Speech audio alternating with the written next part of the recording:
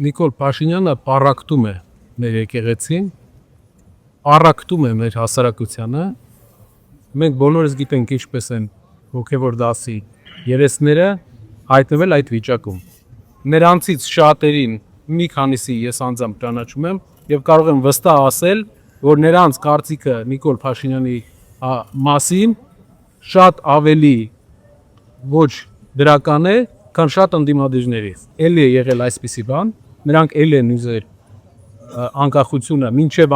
այս բոլոր process-ները վերացնել եկեղեցու, էլի չի ստացվել, այս անգամ էլ չի ստացվելու։ Միակ վախս, միակ մտավախությունս հարգելի հայրենակիցներ, մեր մտավախությունը այն է, որ գնան նրան, որ եկեղեցու տարբեր երեսներին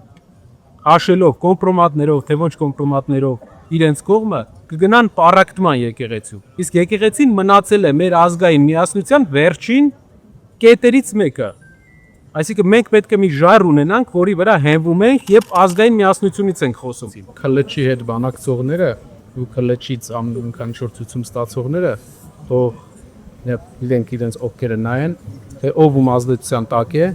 եւ ով ու օրակարգն է առաջ տանում։ Ես եմ որոշն չգիտեմ, շարունակեմ։ Էսի մեկ, երկրորդը հայր հասարակության մեջ կա փոփոխության պահանջ։ Բոլորս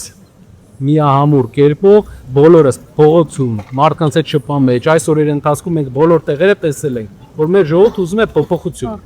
Մեր ժողովուրդը ուզում է կայունություն եւ նաեւ համերաշխ, որ ապրենք մեր երկրում, ոչ թե 3 միլիոնով իրար հետ խնդիրներ ստեղծենք։ Այդ փոփոխությունը քաղաքական ուժերը եւ քաղաքական դաշտը պետք է ապահովի։ Խնդրեի ավելի շատ կենտրոնանանք այն միասնականության վրա, որի վրա մենք աշխատում ենք այսօր եւ թույլ չտանք որևէ անախորժություն։ Մենք որպես հավատավոր հայրենիքներ գիտեք, որ միշտ հայտարարել ենք եւ իրենք էլ գիտեն, որ բոլորն էլ գիտեն, որ մենք միշտ այստեղ ենք լինելու, միշտ լինելու ենք մեր եկեղեցու կողքին։ Ինչ վերաբերում է եկեղեցու գործերին, երևի հայկական բոլոր առաջնորդներից ամենաշատը իրենք են անում, լինելով իրենցից շատերը չունենալով քրիստոնեական հավատ, որի մասին իրենք արտահայտվել են, այսինքն այն մարդը, ով համակարգում է եկեղեցու դեմ արշավը, նա չի հավատում, քրիստոնյա չէ։